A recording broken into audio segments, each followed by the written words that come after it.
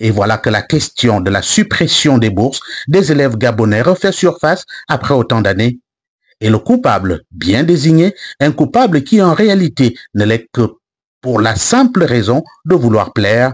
Cette question avait suscité des polémiques en son temps, les soulèvements des élèves à n'en plus finir, avec, comme il fallait s'y attendre, ces dernières 14 années, une répression plutôt impitoyable exercée sur les jeunes compatriotes encore sur les bancs de l'école.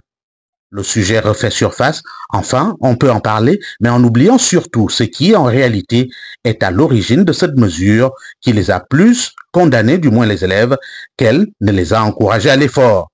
Sur ces questions, le docteur Séraphin Mundunga rétablit la vérité, ayant été l'un des ministres de l'Éducation nationale. Je dois répondre principalement à celui qui en parle, qui s'appellerait M. Billet-Bizier. Je dois dire 4 choses.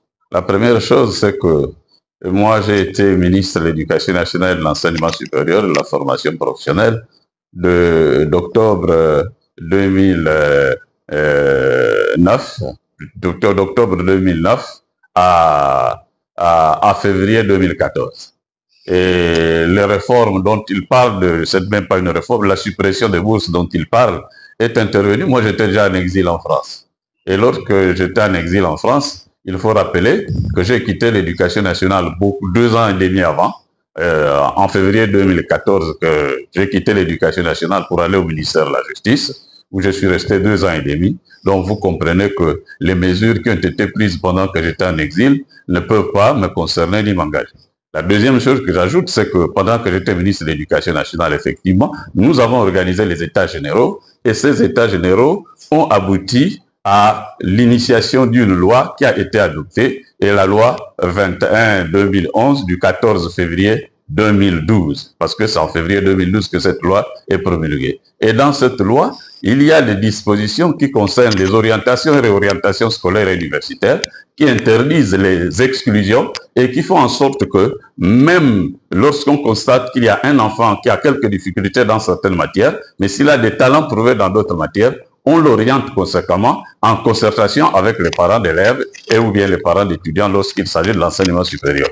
Donc, les bourses ont été supprimées par le régime d'Ali Bongo et ses différents membres du gouvernement, dont Billet-Bizier qui était porte-parole de ce gouvernement. Moi, je me trouvais en exil, sauf si j'ai un lot d'ubiquité, et même si c'était le cas, même si j'étais au Gabon, en tout cas, je n'étais plus au gouvernement, j'avais démissionné depuis très longtemps. La deuxième chose que j'ajoute, c'est que M. Alain-Claude Billet-Bizier se comporte un peu comme un serpent qui est décapité, cherche à mordre tout le monde de tous les côtés en essayant d'utiliser les derniers spasmes avant que les battements de cœur ne puissent s'arrêter. Et en utilisant cette méthode, malheureusement, il ne peut plus blesser personne parce que décapité qu'il est, il n'a plus de tête, donc il ne peut plus ni laisser des morsures, ni encore cracher du venin. Mais il continue à faire des tentatives, mais ça n'engage que lui. Et la dernière chose que je voudrais peut-être vous dire que le concernant, lorsque j'ai appris pendant mon exil qu'il avait été nommé Premier ministre, je me suis souvenu de la sagesse des populations turques. Chez les Turcs, ils disent que lorsqu'un clown ou un comédien, bien sûr, s'installe sur un trône, il ne devient pas roi. C'est plutôt le palais royal qui devient une sorte de cirque. Et c'est ce que était devenu le Gabon depuis la période où les Layoum Tim et les Alain-Claude Billet-Bizier se sont improvisés à la tête comme étant des dirigeants de ces pays, avec pour conséquence, le palais était devenu un cirque.